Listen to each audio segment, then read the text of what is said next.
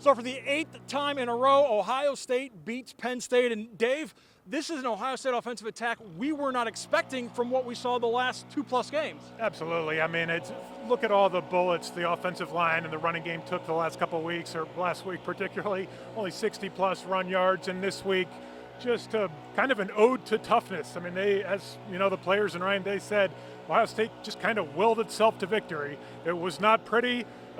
Will Howard makes 2 critical mistakes that, as he said, made it a lot harder on Ohio State than they had to, but Ohio State 170 rushing yards, and nothing said it better than that final 5 minutes. So Ohio State gets the huge goal line stand, backed up at their 1, a 4-yard quarterback sneak, and Ohio State just keeps pounding it. Penn State knows exactly what they're going to do, and Ohio State is tough enough and has enough pride, knows what's on the line today, and they get it done. Just a great effort by Ohio State.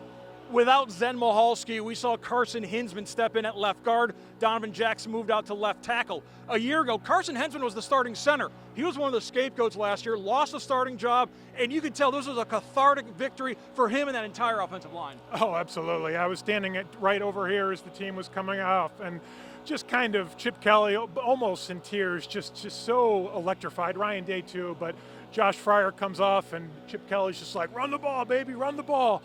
And just so much pride on that offensive line. Obviously, no one's probably bore more of the heat from the fan base other than Ryan Day himself than the offensive line. But big time credit and a big time atmosphere. They got it done.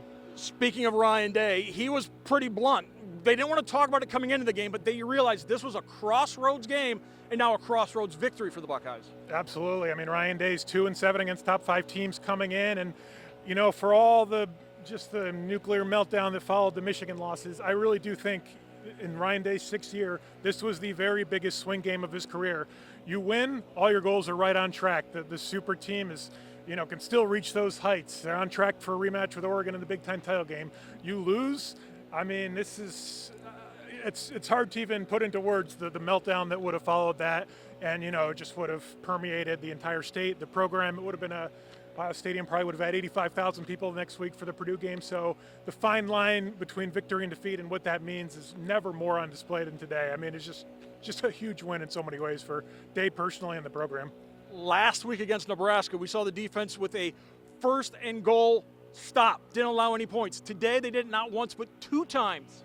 Yeah, big time. I mean, third straight week, you have a third straight game, you have a big goal line stand, and yeah, I mean, I think Penn State fans are questioning that play calling by Andy Koldenicki at the goal line. Three dives up the middle and then a pass into triple coverage. But again, when you talk about willing yourself to victory, wasn't always pretty, but they made the plays. Speaking of the Penn State fans, one of the interesting things about Beaver Stadium is they will show replays during the game, and they will slow those replays down, shutter those back and forth. And when you do that, you can see a penalty in just about any play. And Penn State was made sure to show some plays that perhaps went against the Nittany Lions, as Ohio State was some beneficiary of some Penn State penalties, perhaps some that are questionable.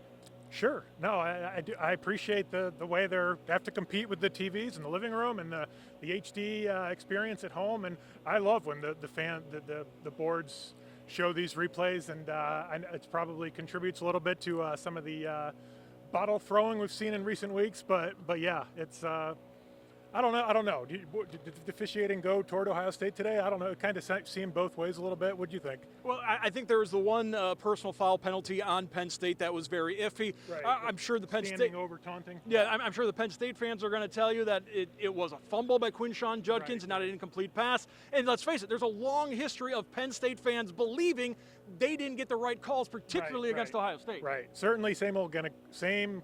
Here we go again, feeling for Penn State. There's no doubt about that in every way. 6 years ago, James Franklin said, we're going to get this program elite. We're going to beat Ohio State. He hasn't done it. 8 straight losses to the Buckeyes. He is not, and I'll be curious to hear what he said afterward, because we're walking out with some of the Penn State fans, and just the, I guess you could kind of feel the resignation even coming into the game. I think this was a game where both fan bases were fairly fatalistic coming into the game. Ohio State fans knew they had the talent to reach that higher level, but both fan bases, it was kind of like the movable object versus the stoppable force when it comes to the big game narrative with Ryan Day versus James Franklin. But yeah, I mean, 2-17 against top 10 teams for James Franklin now? I don't know. I mean, what's it going to take to move on from him? I know that's probably not the right conversation for today and focusing on Ohio State, But, I mean, are you content with just being relevant every year and just in the mix and never getting over the hump? I mean, pretty big sample size that James Franklin is not going to get it done, and we saw it again today. This year, this format was supposed to be it for Penn State. Now, they still could end up in the top 12. They could still very much end up in the playoff, and they might get that very enviable number 5 spot, and it's not all bad news for the Nittany Lions, but it is bad news that they lost today as Ohio State. They remain on the path to Indianapolis in a Big Ten championship game appearance. Next up, back at home against Purdue next week. Dave, thank you very much. Thanks, Mark. Appreciate it.